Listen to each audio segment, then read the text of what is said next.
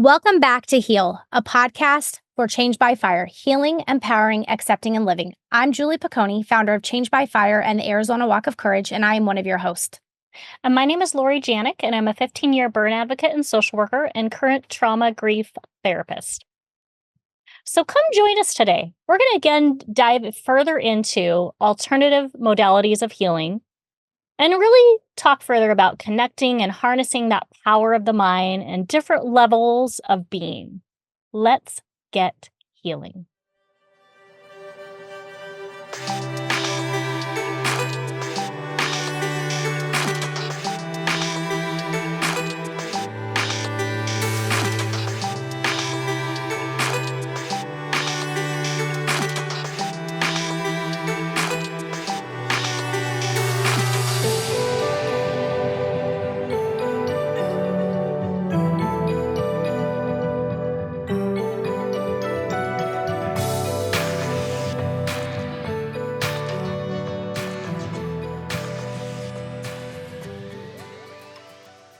So last episode, we were working alongside of one of our yoga therapists, and we were learning a lot about yoga. And there was 5 principles related to yoga. So there was the physical poses, I think it's asanas. Mm-hmm.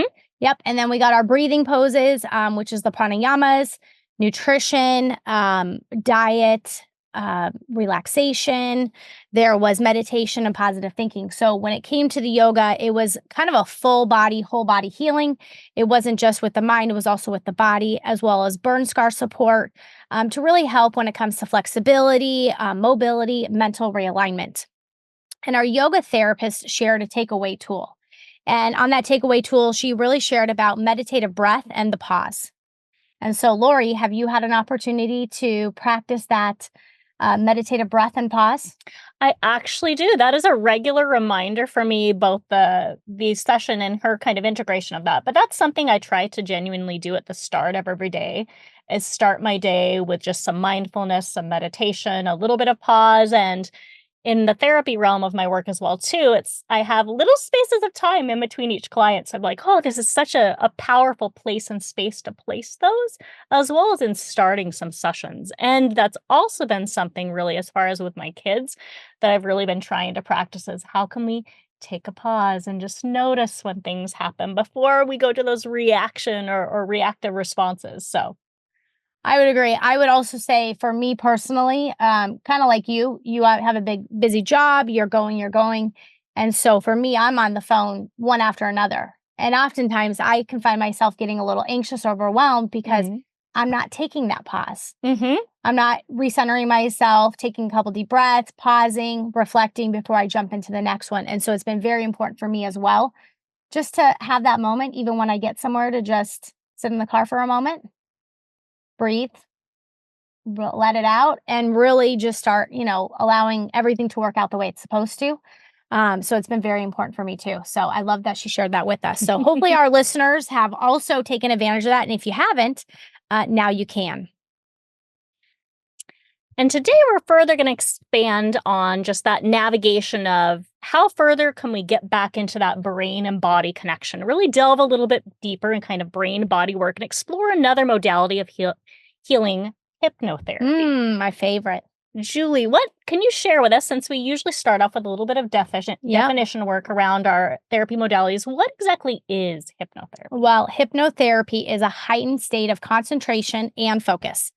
So you're really focusing your attention. It's found in the subconscious, and this is the part of our mind that is outside of our typical day-to-day. So it's kind of like the one that just goes without really thinking about it. It's kind of our programming. And so it's a type of mind-body medicine, one of my favorites. And a trained and certified hypnotherapist can guide you into this deep state of focus, utilizing gentle cues, repetition, imagery, and this level of intense concentration and focus supports the ability for the mind and the body to be more open to suggestions. And, it kind of helps us to kind of guide that individual to improve overall health, habits. And so we're going to learn a little bit more about this today. That sounds amazing. Have you had any direct experiences with hypnotherapy yourself, Julie? Yes, I have. I love hypnotherapy. So I'll tell you a little story. So back shortly after my mom passed away, well, let me back up actually. So in high school, I there was a class, it was a psychology class, and I thought, "Ooh, I want to take that class. It sounds really interesting." And during that class, I'll never forget, our teacher brought a hypnotherapist in. Hmm. And they said, "Hey, anybody here want to get hypnotized?" And I raised my hand. And looking back, I can't even believe I did that. But I ended up getting hypnotized in front of the whole class. And I went home that day and told my mom, "I'm going to school for psychology." That was amazing. And I did. I got a psychology degree. And so fast forward, I had been hypnotized a few different times and really enjoyed the experience and how relaxing it was. And so after my mom had passed away, I was really focused on creating change by fire, looking at different Mhm. healing modalities. And hypnotherapy was one that was really important to me and that I had really received huge benefits from. And so instead of just, being a participant, I actually went to a school out in Tempe, which is the Southwest Institute of Healing Arts, Mhm. where I met our guest today and did 200 hours of hypnotherapy training.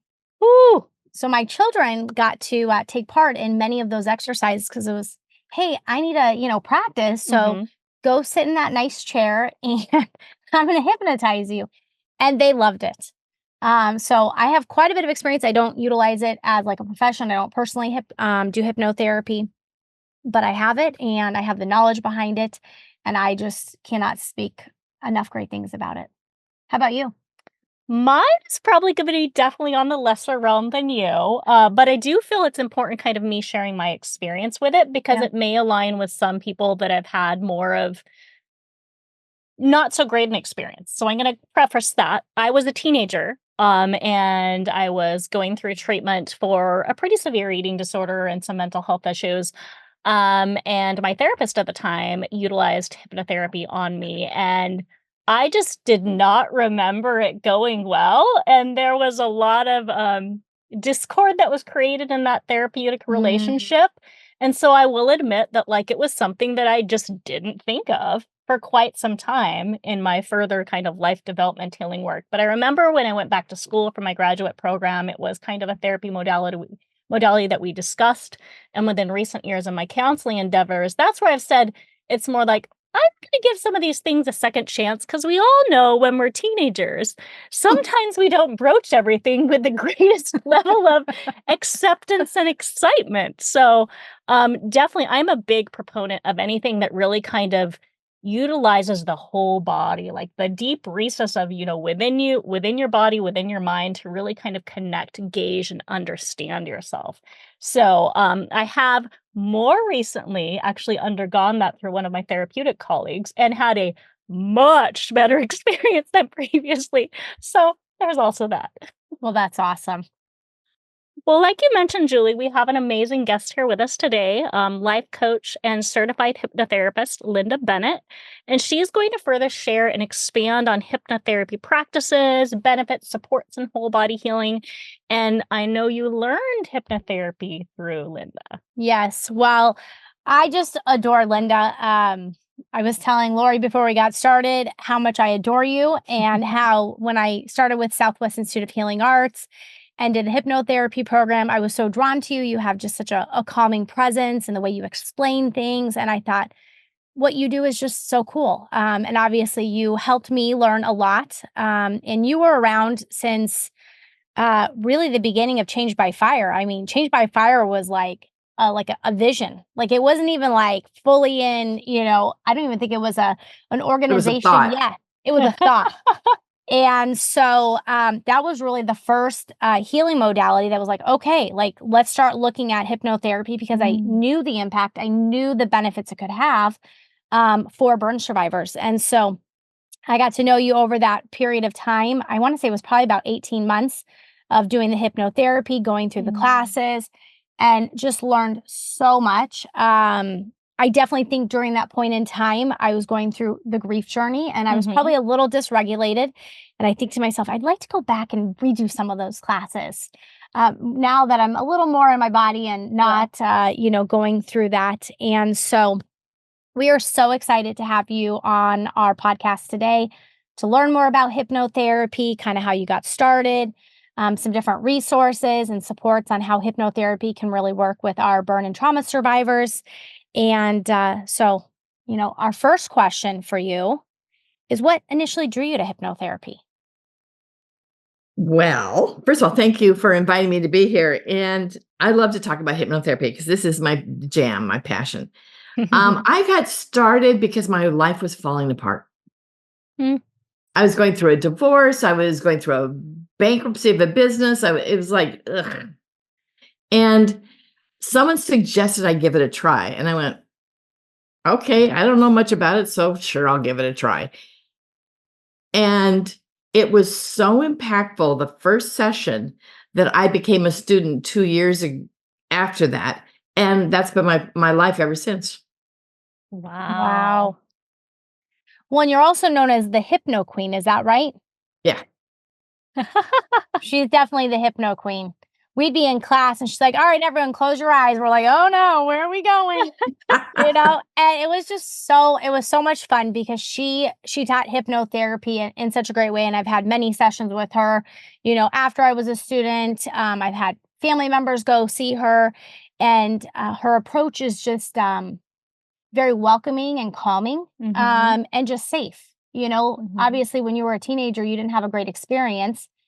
And so it doesn't feel very safe. And even still, after I've had so many hypnotherapy sessions, because as students, we would go through practices, I still get a little nervous.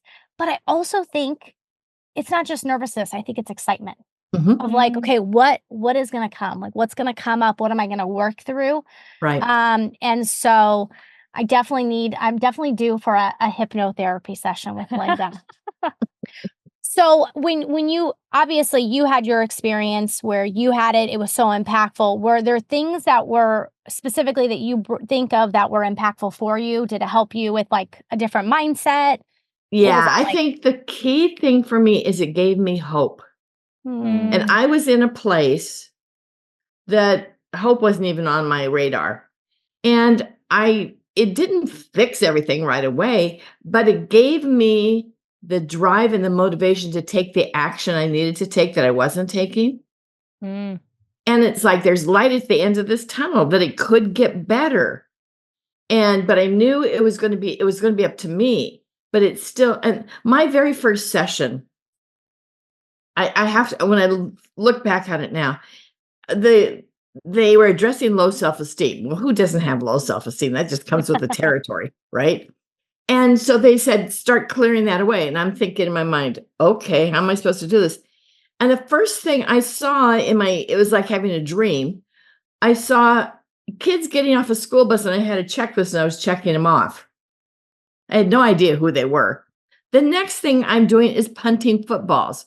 Now, trust me, punting footballs was not a normal activity for me, but I was punting a football going, you're out of here. And I have no idea who out of here was or what it was, but my life changed. And I was like, okay, I don't completely understand what just happened, but I feel better.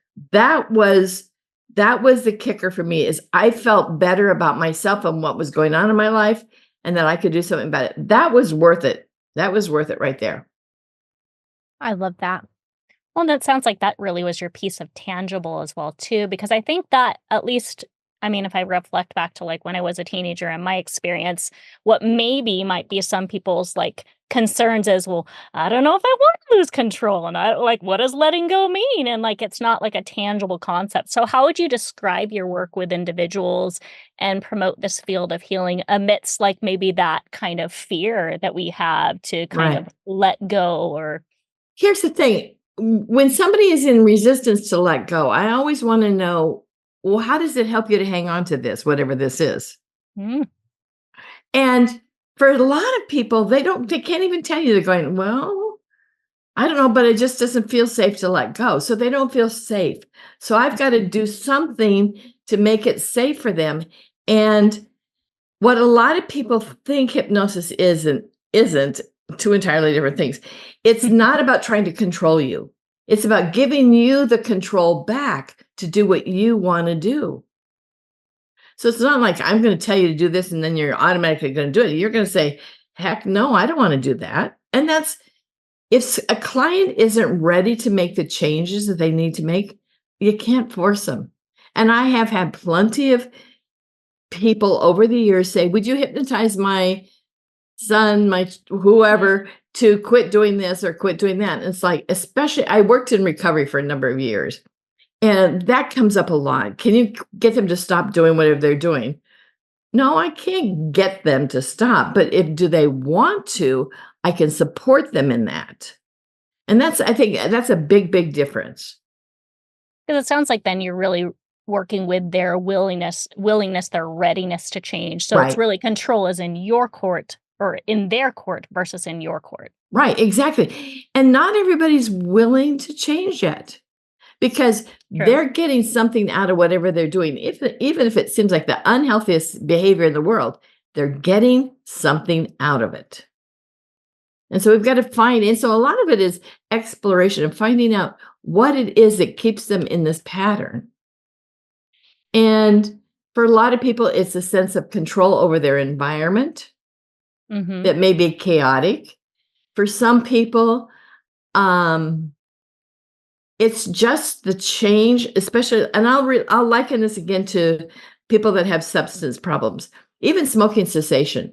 A lot of people smoke, and they'll say, oh yeah, I want to quit. I'll quit any day, but I just don't want to. Well, what's it doing for you? And when they can answer that question, and in a lot of cases, like smoking cessation, it's their best friend. So of course they don't want to part with that because it brings them some sort of comfort. And so part of my job is also to find a way to replace that comfort with something that's much healthier. So it's never about forcing anybody. Well, and I think that's an important factor for people to hear, what it's not about versus what people think or maybe thought that it was about. With hypnosis, like, what are the common things that you utilize hypnosis for, and can you coordinate it with other treatments? Oh, absolutely. Well, first of all, I see a lot of people that are struggling with stress. Stress isn't going to go away. It is, but it's our response to the stress. Yeah. And I see a lot of self-esteem issues. I do some medical work, and we have had a project with one of the hospitals here in town where we've done some work with the patients with great success rates. It's not my specialty, but it's definitely one of those areas I work in. I would say self-esteem is probably the biggest issue.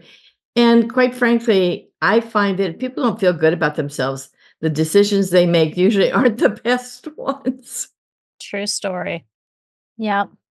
Can you share with us a little bit about your work with those individuals that are maybe suffering with like post-traumatic stress disorder or anxiety, depression, different life traumas? Obviously, Changed by Fire works alongside a lot of our burn survivors and those that were affected by the trauma. Right. And I think, first of all, for me, this is for me. I'm not going to say every hypnotherapist, but this is what I do.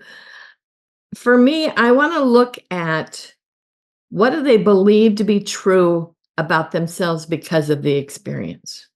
And a lot of times there's an underlying story. I should have known better. I shouldn't have been there when this or whatever happened. I should have, could have, would have, all those kinds of things. And it's not about that. It's not about putting blame on anybody. It's letting go of what's the hold it has on you. And there's a lot of grief. I think there's a lot of grief that needs to be addressed from the beginning. Because there's a loss of innocence, there's a loss of trust and faith, there's all these losses that people experience in a traumatic event, and they don't know how to deal with it because we've got in our minds that everything should always be safe. It's a lovely thought, and it's not always there. So how do we maneuver them beyond that and know that they're going to be, we can't predict that they're going to be safe every moment of their lives. I mean, when I had, 2 strokes recently, and one in my car, there's no doubt about it. That was very traumatizing. So when I still haven't driven much, but I have a little bit, I got in the car and the first thought that crossed my mind is, what if I have another stroke while I'm driving? It took me right back to that moment, which was I was completely out of control. I couldn't manage the car. I drove over a bunch of rocks. Fortunately, I didn't hit anybody. But it's still that feeling, what if it happens again? And I have no way of predicting that. I don't want that to happen. I want to be a safe driver. I don't want to put anybody else in harm's way. So what can I do to strengthen myself from the inside out so I avoid getting myself in a situation where that could happen again? Yeah. So that's kind of the strategy I use in that situation. Have you worked with individuals that have had anxiety and depression? Because it seems like, from my experience, a lot of the burn survivors I encounter, they have a lot of anxiety. They just don't feel safe within their body. They don't feel settled. They feel like this feeling of overwhelm. What would be like your approach on that? If somebody came to you for anxiety, what would that look like? I want to look at what their beliefs are. What do they believe? I mean, what do they believe? Well, now I have these scars on my body, so therefore people are going to say this about me. Whatever it may be, I want to see what story they've got going internally that's impacting them. I can remember, oh gosh, this is a long, long time ago, but I lived in an apartment that caught on fire. Oh, wow. And it was, fortunately, it was not that big of a deal, not compared to what a lot of people have gone through. And we got beyond it. But still, there was a natural instinct. If I saw even a candle flame, it triggered me. Mm-hmm. And so we've got to know that those triggers are there. So what's the story I tell myself around that trigger? Okay, that's a candle and it's this big and I can manage that. So you break it down into baby steps that they can make and feel confident about and build their confidence from the inside. Then I think it makes a difference. I would agree. So it really sounds like a lot of, you're pulling out that negative cognition or that negative belief that's attached to whatever happened, Right. knowing how it affects their safety, and then helping them find or return to a sense of safety or a sense of kind of like, what do I want to say? Like a more positive cognition or positive belief about themselves. Well, I think there's something to be said for that. And, some people say that's like being Pollyanna. Do you remember the movie Pollyanna? What year did that come out? Okay, so a long time ago. But anyway, so the whole thing with Pollyanna is her dad taught her the glad game. And every time something negative happened, she found something to be glad about. And that's where the Pollyanna label came from. And I think there's something to be said for that. And a lot of people say, well, but that's not reality. Okay, what reality do I want to live in? One that's always based on fear, or one that says there's hope out there? That's a choice I'm making. Well, and it's also recognizing that there are like different sides of just about everything in life. So many of the therapy modalities that exist like nowadays, as well as just teaching people our brains are naturally negative leaning. So if we see more negative stuff, that's where we're going to attract to. So if you have to really teach and practice going to the more positive, the encouraging, the hope-filled aspect to kind of create that sense of balance in life. Well, and we talk about gratitude journals. That's a practice I do every day. Is everything may not be perfect, and I can still find things to be grateful for. So absolutely. And it's kind of that all or nothing kind of thinking that people get caught up in. And Julie, that I've written a lot of scripts, and that's one of the scripts I wrote, was people get caught in all or nothing thinking. If it isn't this perfect little whatever, then it's this horrible thing over here. But there's a whole bunch in between. And helping people find that in between. It may not be perfect, but it's getting better. Linda, can you walk us through like an idea of what hypnosis might look like? Sure. So typically when one comes in for a session, there is a client intake. So we gather information as why the client's there, what do they want to achieve?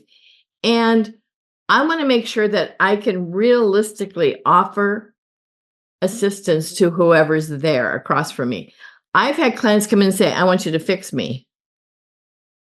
I didn't even know where to start. So I've got to make sure that I'm not encourage them in a way that would be easy for them to get disappointed. Again, baby steps. Let's start making baby steps and getting that confidence built. And then after we do the intake, then typically I explain more about hypnosis because a lot of people have a different opinion and an idea what they believe it is.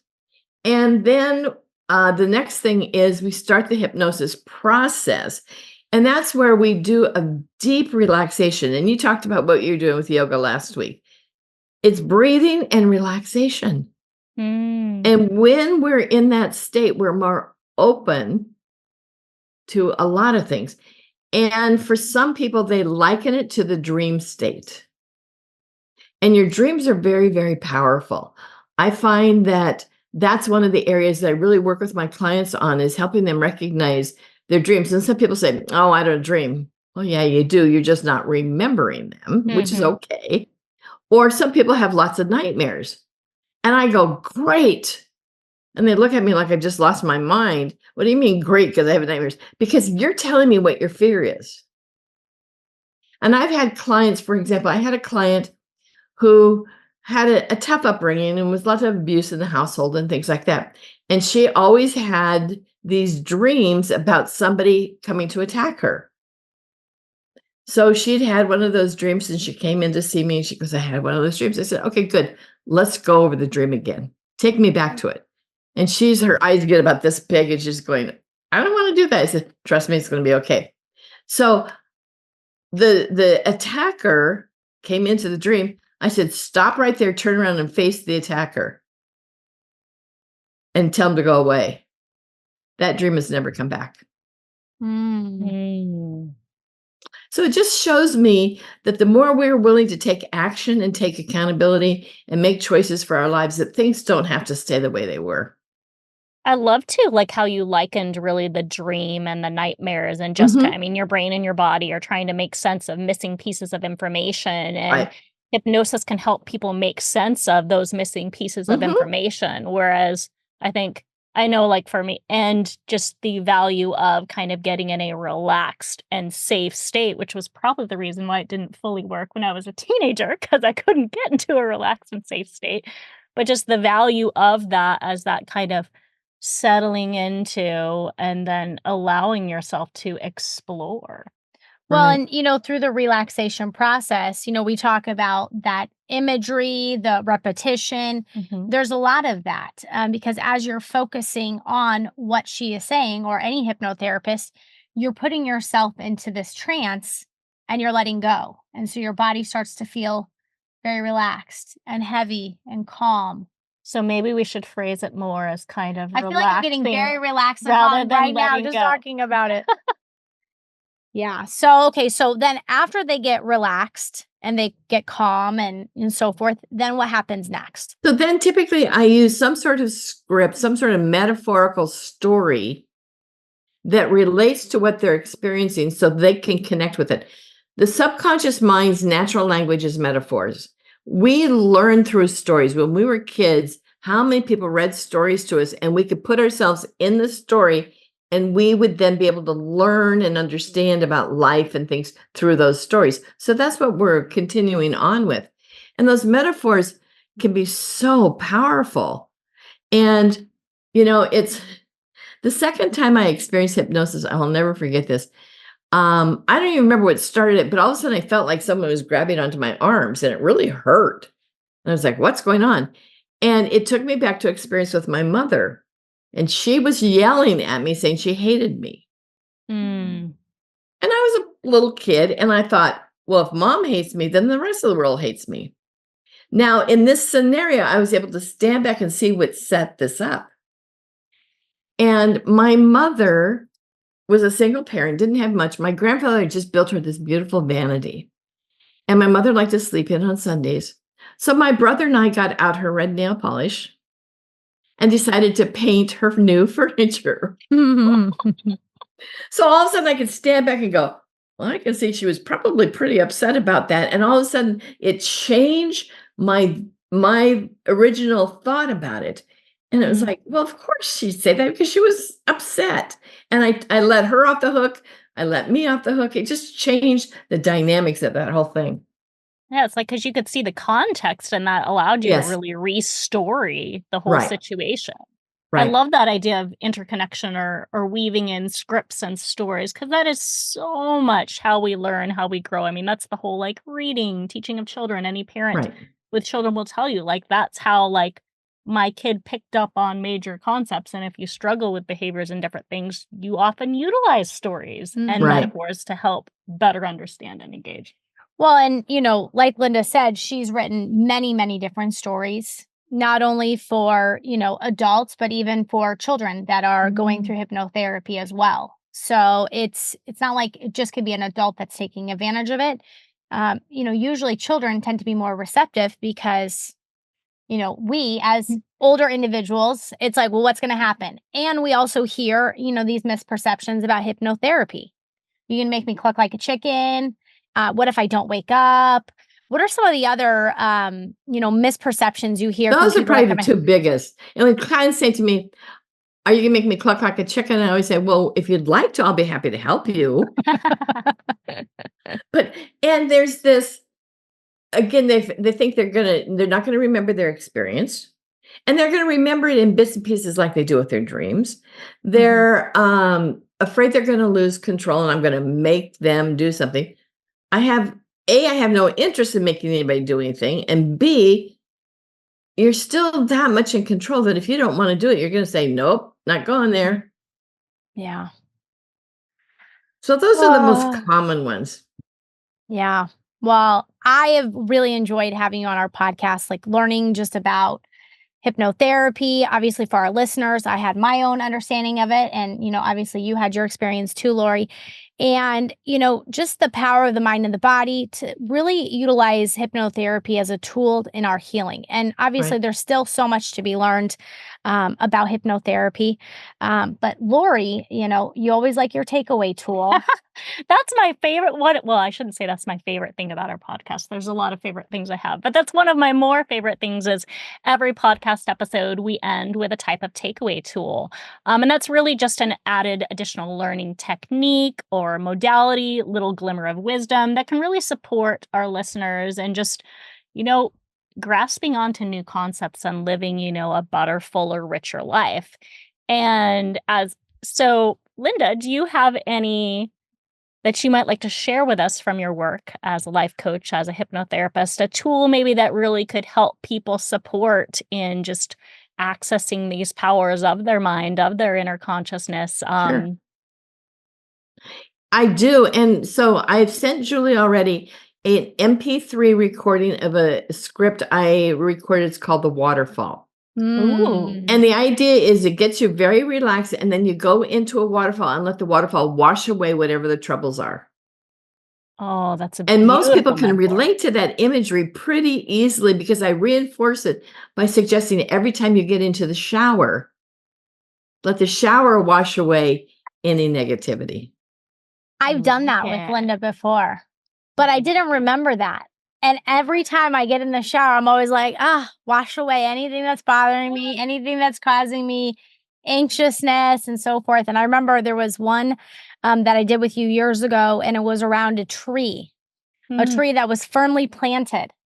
And it was by the ocean. You could overlook the ocean. And it's so interesting because even still, when I'm trying to calm or relax my body and just kind of maybe do a yoga nidra, but I'm not there yet, I will immediately go to that scene and I'll You sit still under will this connect to it. tree and I will just feel like that grounding energy pulling me down and just relaxing my body. And then that's it. I So love that. there is a lot of power in those metaphors. And so that is amazing. Thank you so much for sharing that Oh, my with us. pleasure. Yes, please. So for our listeners that want this MP3 of the waterfall hypnotherapy session that Linda just spoke about, you can contact us on our website at changedbyfire.org, or you can even message us on Instagram, Changed by Fire, or even Facebook, and I will get your email address and get that sent over to you. So that is amazing. So, if you want to learn more about Change by Fire, you can also visit our website. Like I said, changebyfire.org. You can learn a little bit about our mission. And really, our mission is to help burn survivors and their families heal from the emotional, psychological, and social trauma of their injury utilizing alternative healing modalities. We believe that it is complementary with other modalities, but we are here to help support you and guide you along the way. Also, I just wanted to share the Arizona Walk of Courage is coming up in just a couple weeks. And so, if you want to join us, you can join us either in person in Peoria, Arizona, or you can join us virtually all across the country and be a part of the 5th annual Arizona Walk of Courage. If you want to take advantage of any of the supports that we provide that are listed on our website, feel free to reach out to us. There is a questionnaire, and we'd be happy to help support you in your healing journey. So until next time, I'm going to encourage you to heal. Have a go at hypnotherapy or any of the other alternative therapies that we've spoken about. Empower and engage your heart and your mind forward. Allow for that sense of healing and hope to spring within you and live that whole self that you each can be. See you next time.